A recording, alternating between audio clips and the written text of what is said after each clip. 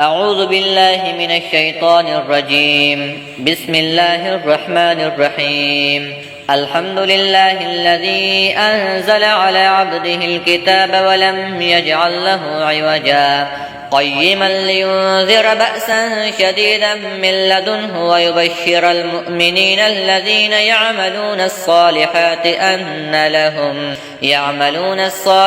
أن لهم أجرا حسنا ماكثين فيه أبدا وينذر الذين قالوا اتخذ الله ولدا ما لهم به من علم ولا لآبائهم كبرت كلمة تخرج من أفواههم إن يقولون إلا كذبا فلعلك باخع نفسك على آثارهم إن لم يؤمنوا بهذا الحديث أسفا إنا جعلنا ما على الأرض زينة لها لنبلوهم أيهم أحسن عملا وإنا لجاعلون ما عليها صعيدا جرزا أم حسبت أن أصحاب الكهف والرقيم كانوا من آياتنا عجبا إذ أوى الفتية إلى الكهف فقالوا ربنا آتنا من لدنك رحمة وهيئ لنا من أمرنا رشدا فضربنا على آذانهم في الكهف سنين عددا ثم بعثناهم لنعلم أي الحزبين أحصى لما لبثوا أمدا نحن نقص عليك نبأهم بالحق إنهم فتية آمنوا بربهم وزدناهم هدى وربطنا على قلوبهم إذ قاموا فقالوا ربنا رب السماوات والأرض لن ندعو من دونه إلها لقد قلنا إذا شططا هؤلاء قوم اتخذوا من دونه آلهة لولا يأتون عليهم بسلطان بين فمن أظلم ممن افترى على الله كذبا وإذ اعتزلتموهم وما يعبدون إلا الله فأووا إلى الكهف ينشر لكم ربكم من رحمته ويهيئ لكم من أمركم مرفقا وترى الشمس إذا طلعت تزاور عن كهفهم ذات اليمين وإذا غربت تقرضهم ذات الشمال وهم في فجوة منه ذلك من آيات الله من يهد الله فهو المهتد ومن يضلل فلن تجد له وليا مرشدا وتحسبهم أيقاظا وهم رقود ونقلبهم ذات اليمين وذات الشمال وكلبهم باسط ذراعيه بالوصيد لو اطلعت عليهم لوليت منهم فرارا ولملئت منهم رعبا وكذلك بعثناهم ليتساءلوا بينهم قال قائل منهم كم لبثتم قالوا لبثنا يوما أو بعض يوم قالوا ربكم أعلم بما لبثتم فابعثوا أحدكم بورقكم هذه إلى المدينة فلينظر أيها أزكى طعاما فليأتكم برزق منه وليتلطف ولا يشعرن بكم أحدا إنهم إن يظهروا عليكم يرجموكم أو يعيدوكم في ملتهم ولن تفلحوا إذا أبدا وكذلك أعثرنا عليهم ليعلموا أن وعد الله حق وأن الساعة لا ريب فيها إذ يتنازعون بينهم أمرهم فقالوا ابنوا عليهم بنيانا ربهم أعلم بهم قال الذين غلبوا على أمرهم لنتخذن عليهم مسجدا سيقولون ثلاثة رابعهم كلبهم ويقولون خمسة سادسهم كلبهم رجما بالغيب ويقولون سبعة وثامنهم كلبهم قل ربي أعلم بعدتهم ما يعلمهم إلا قليل فلا تمار فيهم إلا مراء ظاهرا ولا تستفت فيهم منهم أحدا ولا تقولن لشيء إني فاعل ذلك غدا إلا أن يشاء الله واذكر ربك إذا نسيت وقل عسى أن يهديني ربي لأقرب من هذا رشدا ولبثوا في كهفهم 300 سنين وازدادوا 9 قل الله أعلم بما لبثوا له غيب السماوات والأرض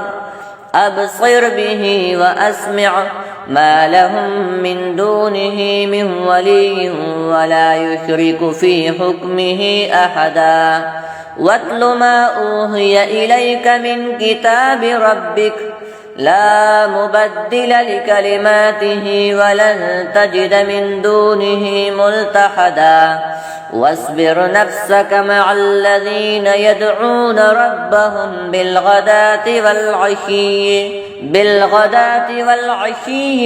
يريدون وجهه واصبر نفسك مع الذين يدعون ربهم بالغداة والعشي يريدون وجهه ولا تعد عيناك عنهم تريد زينة الحياة الدنيا ولا تطع من أغفلنا قلبه عن ذكرنا واتبع هواه وكان أمره فرطا وقل الحق من ربكم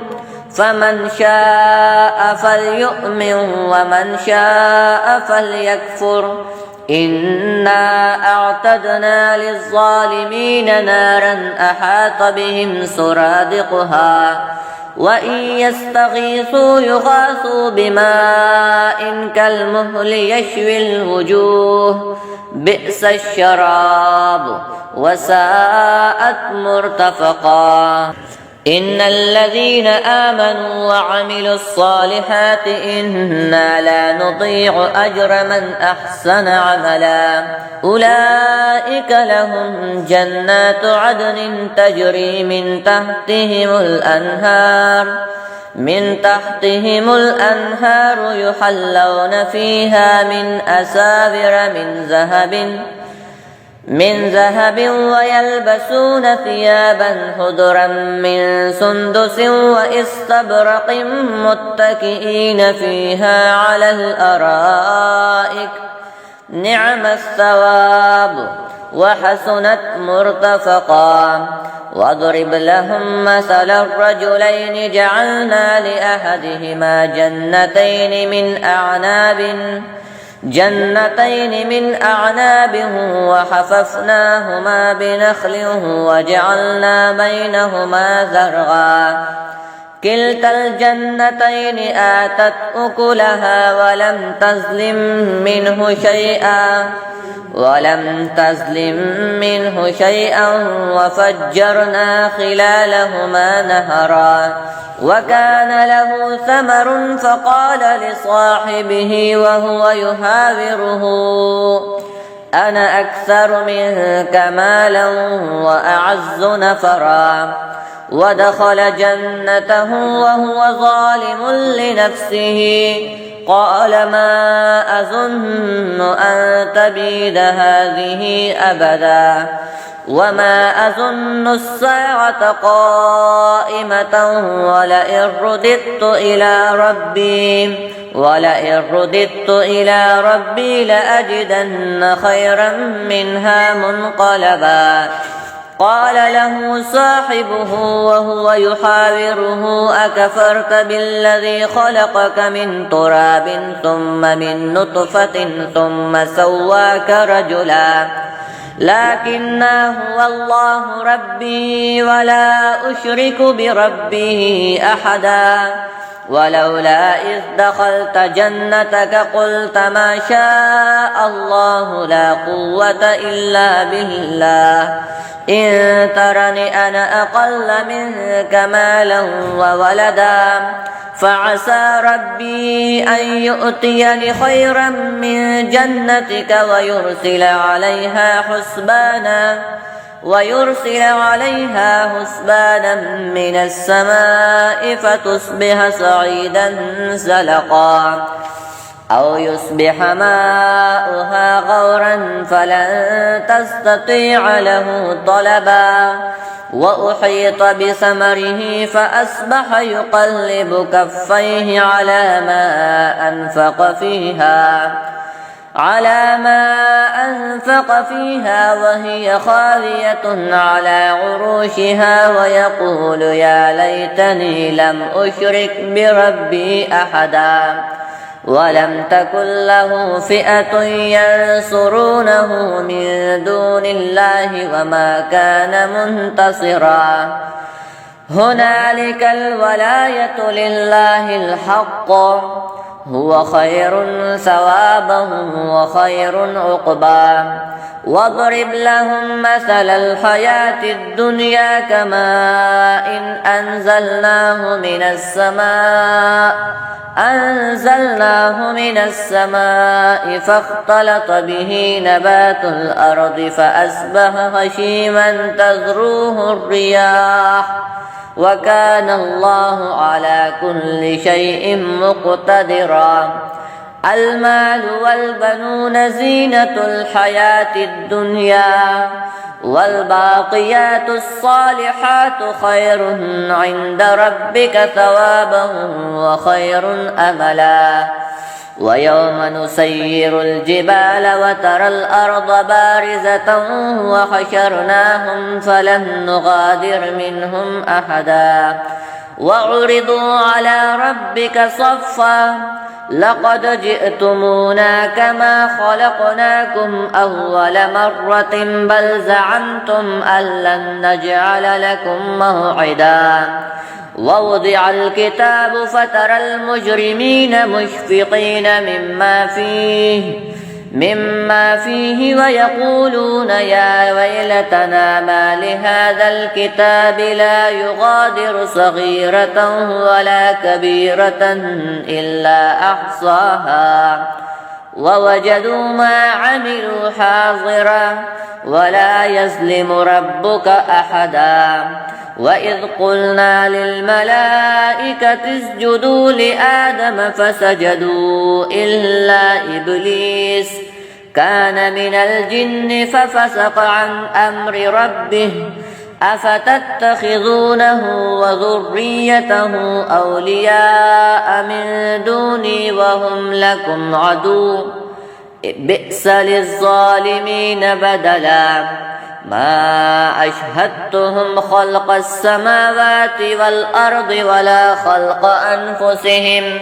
وما كنت متخذ المضلين عضدا. ويوم يقول نادوا شركائي الذين زعمتم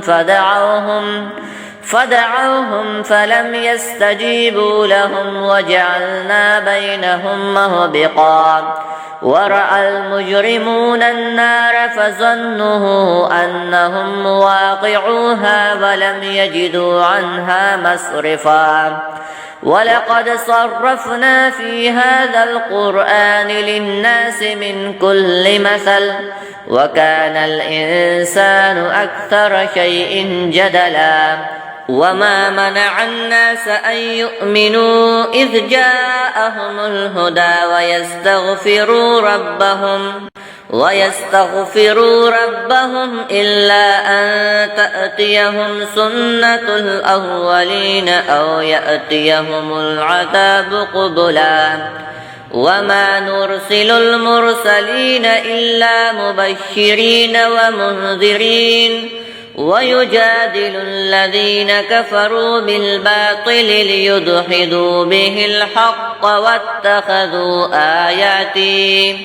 واتخذوا آياته وما أنذروا هزوا ومن أظلم ممن ذكر بآيات ربه فأعرض عنها ونسي ما قدمت يداه إنا جعلنا على قلوبهم أكنة أن يفقهوه وفي آذانهم وقرا وإن تدعهم إلى الهدى فلن يهتدوا إذا أبدا وربك الغفور ذو الرحمة لو يؤاخذهم بما كسبوا لعجل لهم العذاب بل لهم موعد لن يجدوا من دونه موئلا وتلك القرى أهلكناهم لما ظلموا وجعلنا لمهلكهم موعدا وإذ قال موسى لفتاه لا أبرح حتى أبلغ مجمع البحرين أو أمضي حقبا فلما بلغا مجمع بينهما نسيا حوتهما فاتخذ سبيله في البحر سربا فلما جاوزا قال لفتاه آتنا غداءنا لقد لقينا من سفرنا هذا نصبا قال أرأيت إذ أوينا إلى الصخرة فإني نسيت الحوت وما أنسانيه إلا الشيطان أن أذكره واتخذ سبيله في البحر عجبا قال ذلك ما كنا نبغي فارتد على آثارهما قصصا فوجدا عبدا من عبادنا آتيناه رحمة من عندنا وعلمناه من لدنا علما قال له موسى هل أتبعك على أن تعلمني مما علمت رشدا قال إنك لن تستطيع معي صبرا وكيف تصبر على ما لم تحط به خبرا قال ستجدني إن شاء الله صابرا ولا أعصي لك أمرا قال فإن اتبعتني فلا تسألني عن شيء حتى أحدث لك منه ذكرا فانطلقا حتى إذا ركبا في السفينة خرقها قال أخرقتها لتغرق أهلها لقد جئت شيئا إمرا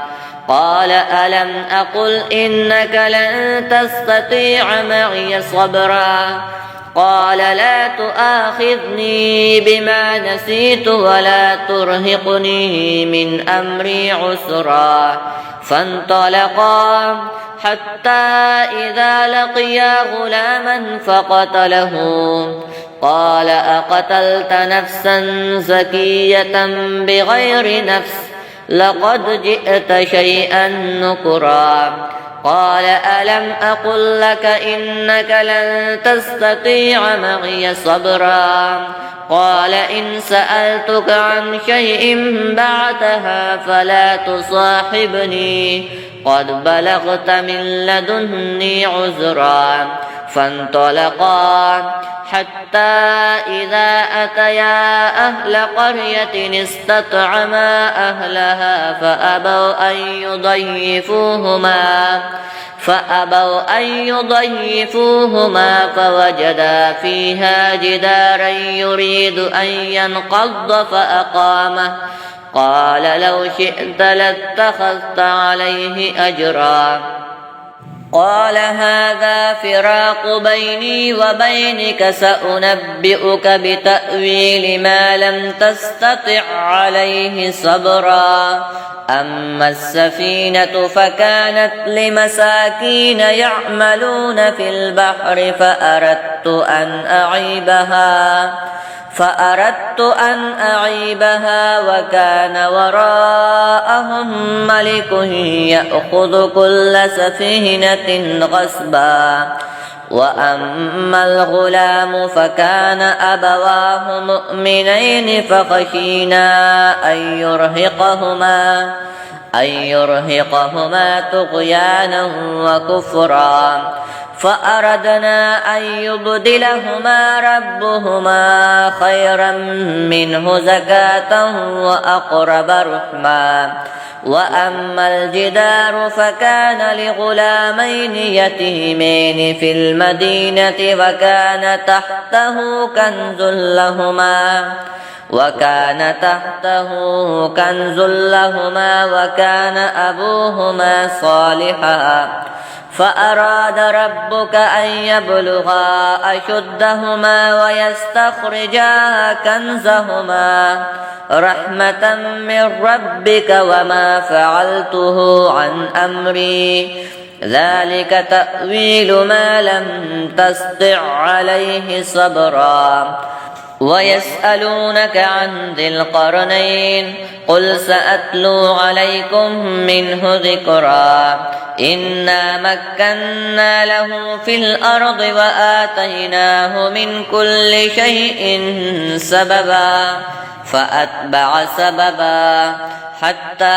إذا بلغ مغرب الشمس وجدها تغرب في عين حمئة ووجد عندها قوما قلنا يا ذا القرنين إما أن تعذب وإما أن تتخذ فيهم حسنا قال أما من ظلم فسوف نعذبه ثم يرد إلى ربه فيعذبه عذابا نكرا وأما من آمن وعمل صالحا فله جزاء الحسنى وسنقول له من أمرنا يسرا ثم أتبع سببا حتى إذا بلغ مطلع الشمس وجدها تطلع على قوم لم نجعل لهم من دونها سترا كذلك وقد أحطنا بما لديه خبرا ثم أتبع سببا حتى إذا بلغ بين السدين وجد من دونهما قوما لا يكادون يفقهون قولا قالوا يا ذا القرنين إن يأجوج ومأجوج مفسدون في الأرض فهل نجعل لك خرجا على أن تجعل بيننا وبينهم سدا قال ما مكني فيه ربي خير فأعينوني بقوة أجعل بينكم وبينهم ردما آتوني زبر الحديد حتى إذا ساوى بين الصدفين قال انفخوا حتى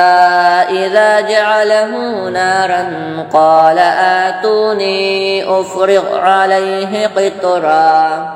فما استطاعوا أن يزهروه وما استطاعوا له نقبا قال هذا رحمة من ربي فإذا جاء وعد ربي جعله دكاء وكان وعد ربه حقا وتركنا بعضهم يومئذ يموج في بعض ونفخ في الصور فجمعناهم جمعا وعرضنا جهنم يومئذ للكافرين عرضا الذين كانت أعينهم في غطاء عن ذكره وكانوا لا يستطيعون سمعا أفحسب الذين كفروا أن يتخذوا عبادي من دوني أولياء إنا أعتدنا جهنم للكافرين نزلا قل هل ننبئكم بالأخسرين أعمالا الذين ضل سعيهم في الحياة الدنيا وهم يحسبون أنهم يحسنون صنعا أولئك الذين كفروا بآيات ربهم ولقائه فحبطت أعمالهم فلا نقيم لهم يوم القيامة وزنا ذلك جزاؤهم جهنم بما كفروا واتخذوا آياته ورسله هزوا إن الذين آمنوا وعملوا الصالحات كانت لهم جنات الفردوس نزلا خالدين فيها لا يبغون عنها حولا قل لو كان البحر مدادا لكلمات ربي لنفد البحر قبل أن تنفد كلمات ربي ولو جئنا بمثله مددا قل إنما أنا بشر مثلكم يوحى إلي أنما إلهكم إله واحد فمن كان يرجو لقاء ربه فليعمل عملا صالحا ولا يشرك بعبادة ربه أحدا.